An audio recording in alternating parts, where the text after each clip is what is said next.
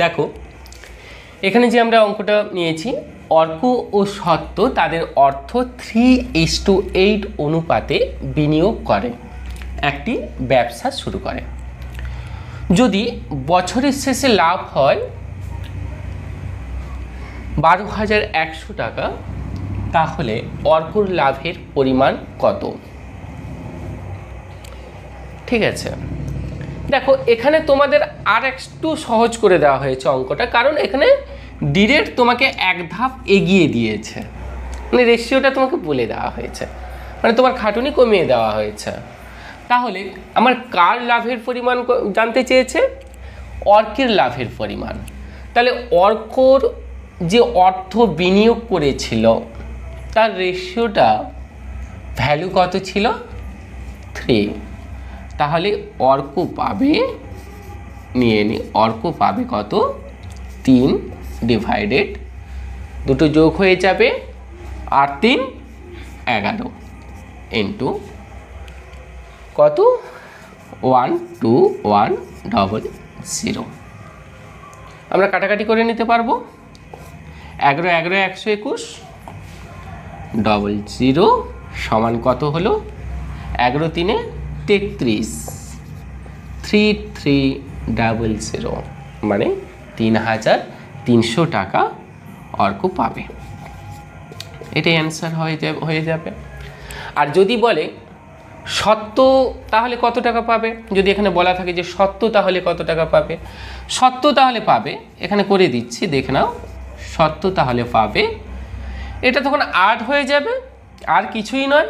তাহলে 11 আসতে কত হবে? এখানে আমি দেখিয়ে দিচ্ছি, দেখে নাও, 1100 ইন্টু 8, তাহলে 88 8800, 8800 টাকা কে পাবে? এটা সত্য পাবে। ঠিক আছে, এটা টাকা।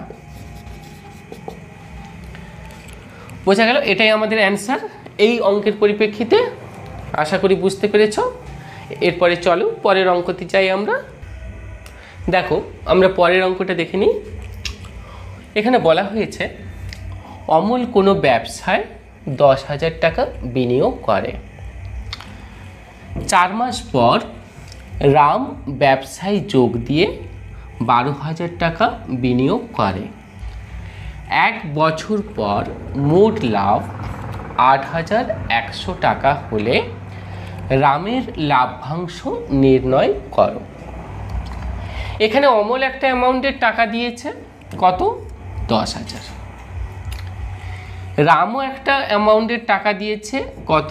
না 12,000 টাকায়। কিন্তু এখানে একটা দেখো সমস্যা, অমল যে টাইম থেকে টাকাটা ইনভেস্ট করেছে, রাম কিন্তু সেই টাইমে টাকা ইনভেস্ট করেনি, ওর 4 মাস পরে গিয়ে টাকাটা ইনভেস্ট করেছে। এখানে 4 মাস কথাটা বলে দেওয়া হয়েছে, মানে অমলের টাকা রামের থেকে 4 মাস বেশি খেটেছে, বা উল্টোটা বললে অমলের যে টাকাটা পিরিয়ডটা খেটেছে তার থেকে 4 মাস কম টাকার পিরিয়ডটা খেটেছে রামের টাকা। এবার এখানে বলে দেওয়া হয়েছে পুরো ফুল টাইম পিরিয়ডটার কথা, কত বলা হয়েছে? 1 বছর। 1 বছর পর মোট লাভ কত বলে দেওয়া হয়েছে? 8,100 টাকা হলে রামের লাভ্যাংশ নির্ণয় করো। আমরা রামের লাভ্যাংশ বের করব। আচ্ছা, এখানে ফুল টাইম পিরিয়ডটা কত বলে দেওয়া হয়েছে? 1 বছর। 1 বছর সমান কত মাস? 12 মাস। আমরা জানি 1 বছর সমান 12 মাস, ব্যাস। তাহলে এই অমলের টাকা, এখানে অমল যদি আমি এমনি ধরে নিলাম শর্টকাট হিসেবে, অমলের টাকা কত টাকা? 10,000 টাকা। 10,000 টাকা অমলের টাকা। আচ্ছা, এই সাইডে আমি যদি রামকে আর দ্বারা আমি ডিনোট করলাম, রামের টাকা তাহলে কত খেটেছে? আচ্ছা, রামের টাকাটা কত? 12,000, তাই তো, ইন্টু, আচ্ছা 4 মাস পর, তাহলে এখানে 12 মাস থেকে 4 মাস চলে গেছে, খাটেনি, মানে 8 মাস খেটেছে। তাহলে আমি 8 মাসটা নেব, ব্যাস। চলো তাহলে 8 মাসটা নিয়ে নিলাম। আচ্ছা এটাকে আমি কি বলেছি, রেশিওতে আনতে হবে। চলো রেশিওতে নিয়ে চলে আসি। আচ্ছা এখানে 3টে শূন্য বাদ দিয়ে দিলাম, এখানে 3টে শূন্য বাদ দিয়ে দিলাম, তাহলে আরও ছোট শর্ট করে আমি করে নিলাম কত, 10 × 12। এই সাইডেও শর্ট করে নিলাম 12 × 8। ব্যাস। এইখানে দেখো তুমি অনেকেই যেটা ইয়ে করে কি ডিরেক্ট গুণ করে বসায়, তারপর আবার তাকে ভেঙে যায়।